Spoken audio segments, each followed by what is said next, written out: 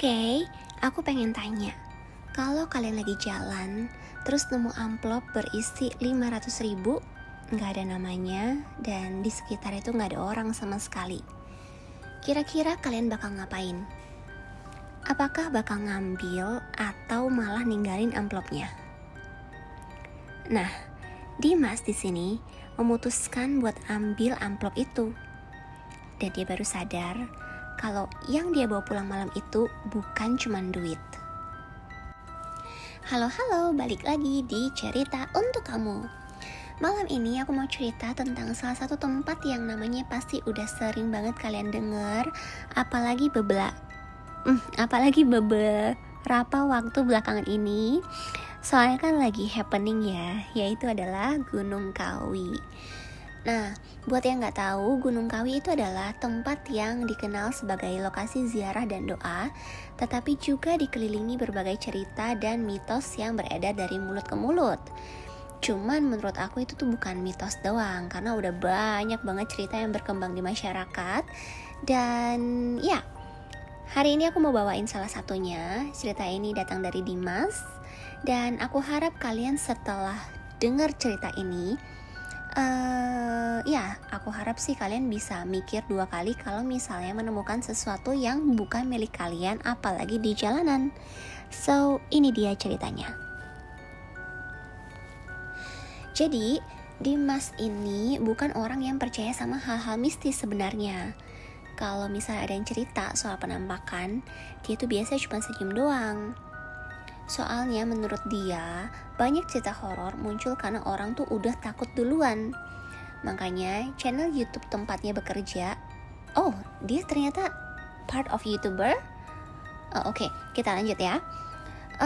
Makanya saat channel YouTube-nya tempat bekerja ingin membuat seri tentang lokasi-lokasi yang terkenal dengan cerita masyarakat dan urban legend, Dimas langsung mengusulkan Gunung Kawi.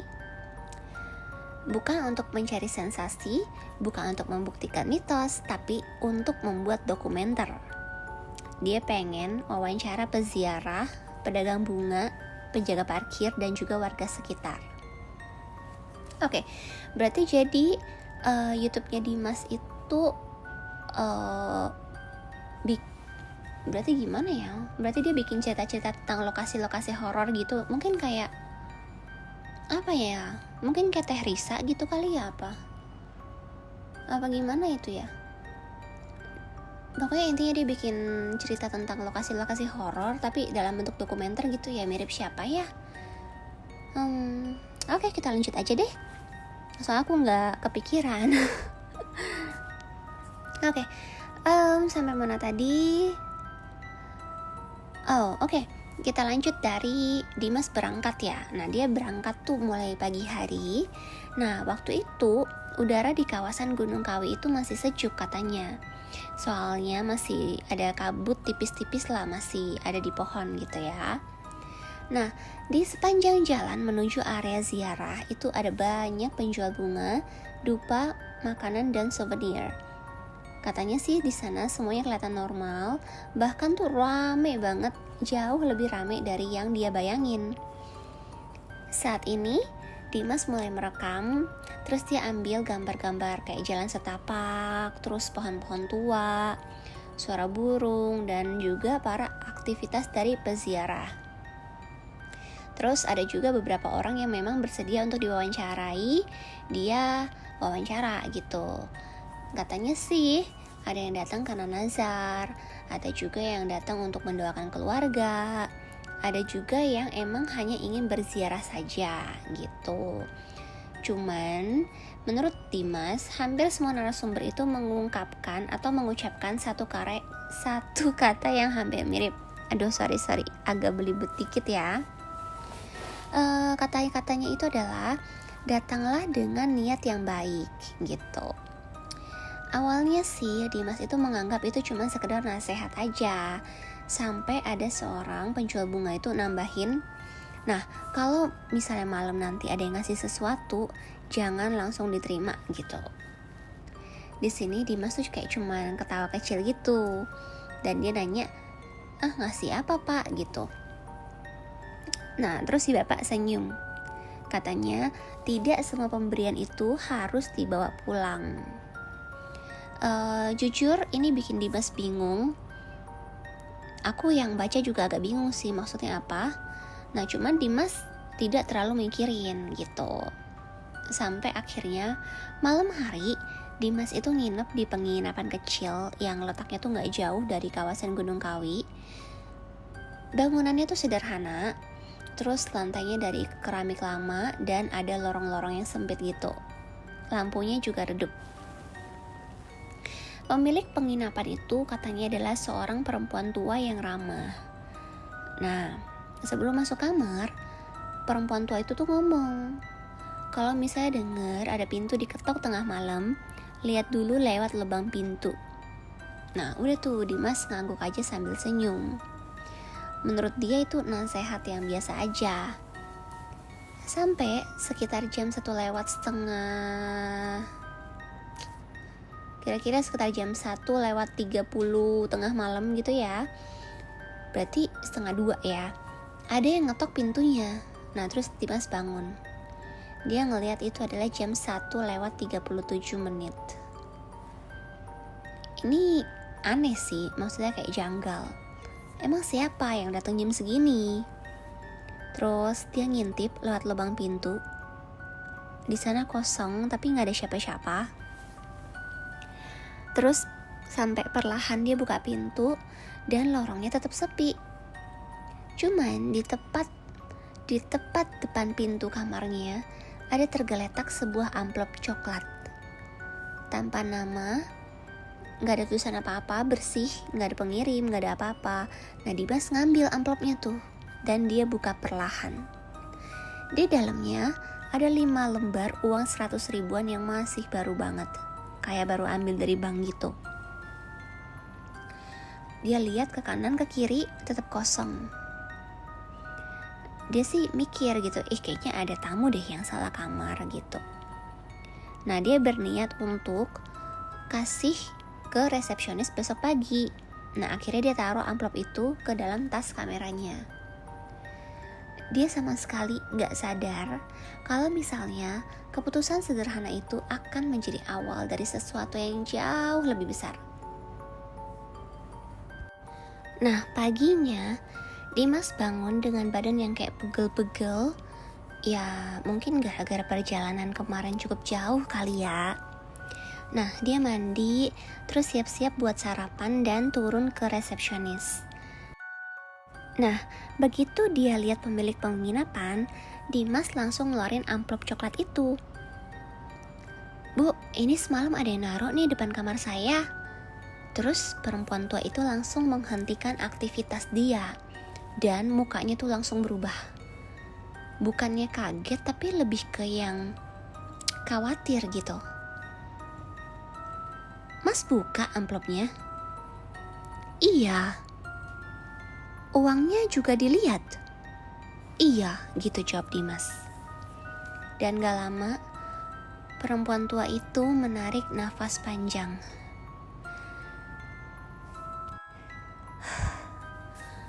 Lain kali, kalau nemuin sesuatu yang bukan milik Mas, jangan dibawa masuk ke kamar. Cuman di situ Dimas cuman tersenyum kecil. Ah bu, mungkin tamu lain aja kali yang salah naro. Perempuan itu gak jawab dan hanya mendorong kembali amplop itu. Nah, kalau emang bukan punya Mas, coba taruh lagi di tempat pertama Mas nemuinnya. Dimas nurut tuh. Dia balik lagi ke lorong dan taruh amplop itu persis di depan pintu kamar dan pergi syuting. Menurut Dimas, ya udah selesai masalah kecil yang gak perlu dipikirin lagi. Hari itu Dimas mulai ngerekam lagi aktivitas di kawasan Gunung Kawi. Dia wawancarain beberapa pedagang sampai ada salah satu seorang bapak penjual bunga yang udah puluhan tahun jualan di sana. Nah, di tengah wawancara bapak itu tiba-tiba nanya, "Mas nginap di mana?" Terus Dimas nyebut nama penginapan itu dan si bapaknya ngangguk pelan. Terus nanya lagi nih bapaknya nih, lorong lantai 2, kamar paling ujung. Iya. Dengar itu, bapaknya langsung diam beberapa detik dan ngomong, kalau malam nanti jangan buka pintu. Di sini Dimas ketawa. Jujur aku nggak tahu apa yang lucu. Terus dia ngomong, lagi-lagi soal malam ya pak.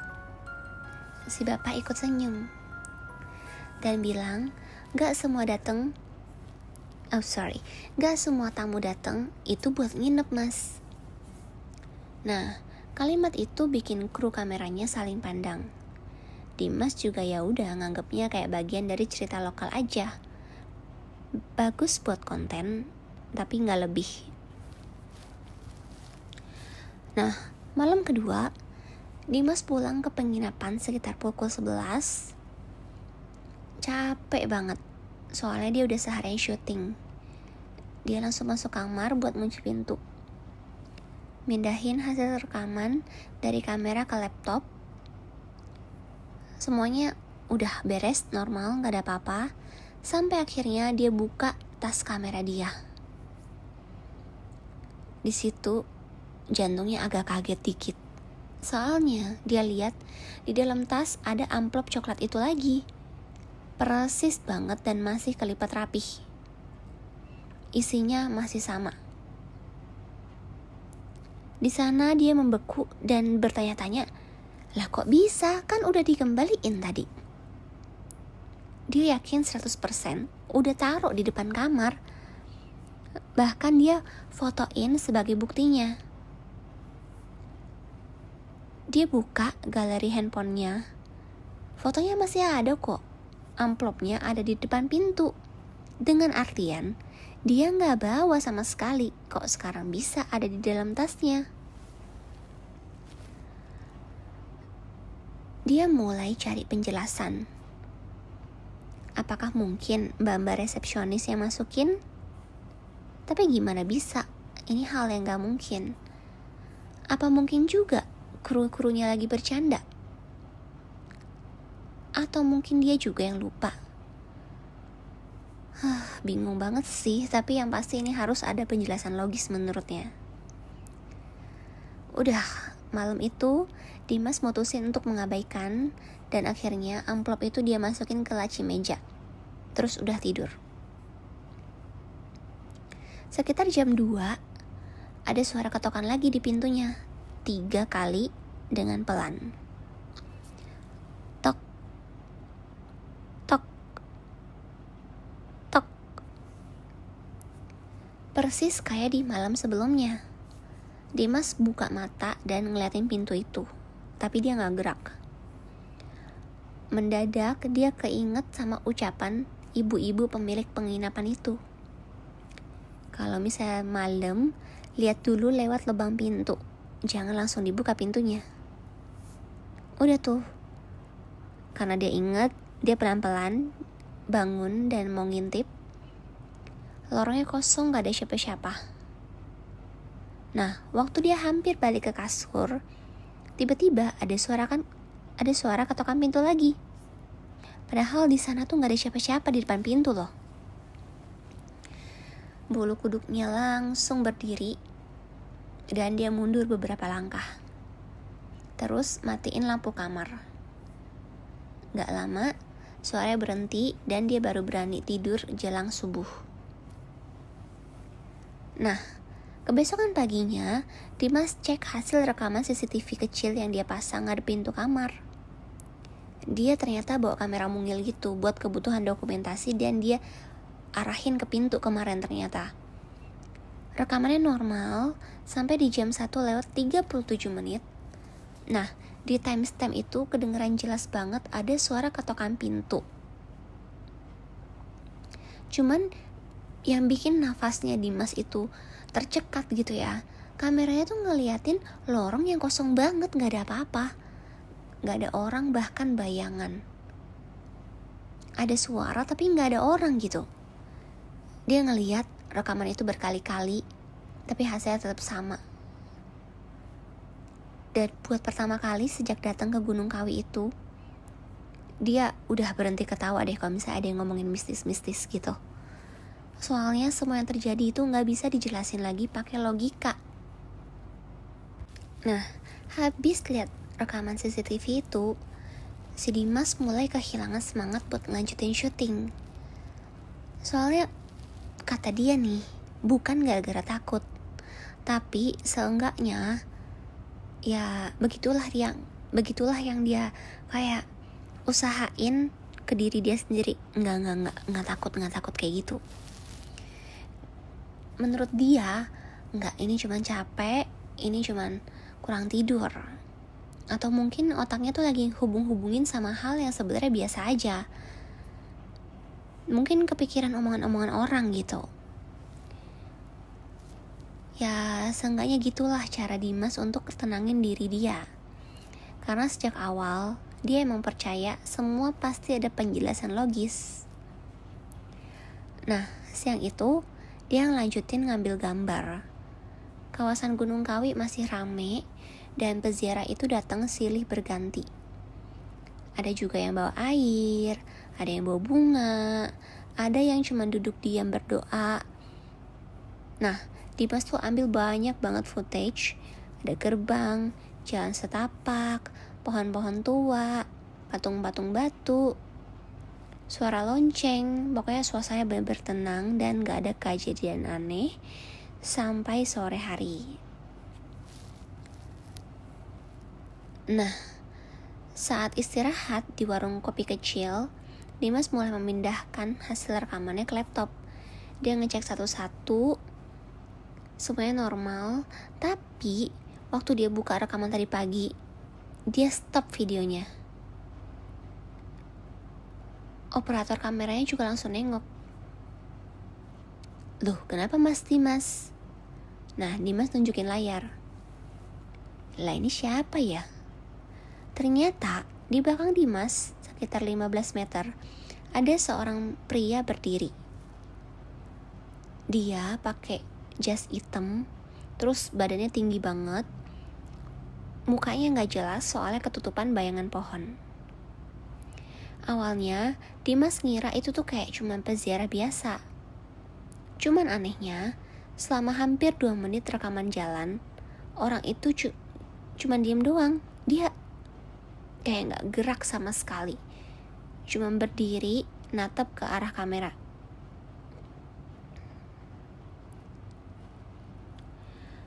Lupa kita sensor kali ya Mas ya? Itu kata operatornya sambil bercanda. Sebenarnya di sini hati Dimas tuh mulai gak nyaman. Soalnya dia gak inget loh pernah lihat orang itu. Sampai akhirnya mereka buka rekaman lain dengan lokasi beda dan jam yang beda.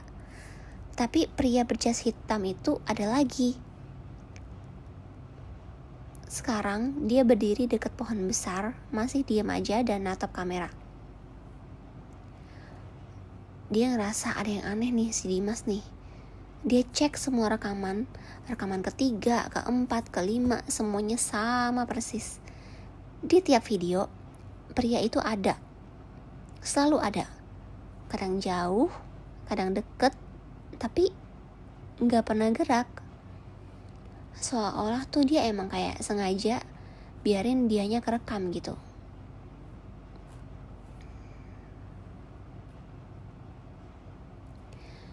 Nah, malamnya Dimas mutusin buat nemuin pemilik penginapan. Dia nunjukin salah satu rekaman dan nanyain, "Bu, ibu kenal orang ini?" Ibu tua pemilik penginapan itu langsung pakai kacamata dan lihat layarnya beberapa detik. Mukanya langsung berubah pucat. Dan bilang, "Mas, besok pagi aja pulang." Nah, terus Dimas penasaran dong nanyain, "Emang kenapa Bu?" Perempuan itu tuh geleng pelan. "Saya gak tahu siapa itu. Tapi beberapa tamu sebelum Mas juga pernah nunjukin orang yang sama. Orang yang ngelihat dia biasanya datang lagi. ke sini berkali-kali. Padahal sebelumnya mereka sama sekali nggak berniat untuk kembali. Padahal gunung ini tidak pernah memanggil semua orang. Tapi kalau sudah manggil, tidak semua orang bisa menolak. Dimas sama sekali nggak tidur malam itu. Setelah dia lihat foto pria berjas hitam dan dengar ketukan di malam hari, dia cuma duduk di ujung kasur dengan lampu menyala. Laptop masih kebuka dan kamera masih ngerekam. Tapi gak ada satupun yang berani dia sentuh. Sesekali dia ngeliat jam dan katanya rasanya tuh malam lama banget jalannya. Semuanya tuh ya terdengar jauh lebih keras dari biasanya. Kayak suara ranting, suara angin. Sampai begitu azan subuh kedengeran, Dimas langsung packing semua barang. Dia gak pengen tunggu lebih lama, langsung pulang aja udah. Gak pengen cari jawaban lagi. Nah, sebelum check out, ibu-ibunya hampirin dia dan ngomong, "Mas, kalau nanti hidup Mas mendadak berubah, jangan langsung menganggap itu keberuntungan." Udah Dimas iyain aja udah ngangguk, dan dalam pikiran dia cuma pengen langsung tinggalin tempat itu dan pulang. Nah, pas perjalanan pulang semuanya normal, gak ada yang aneh, gak ada penampakan, gak ada juga suara. Bahkan ya si Dimas ini mulai kayak ngetawain diri dia sendiri. Alah, mungkin gue kebanyakan begadang kali ya. Udah sampai di rumah, dia langsung edit video. Semua footage-nya masih ada, wawancara lengkap, suaranya clear dan bersih.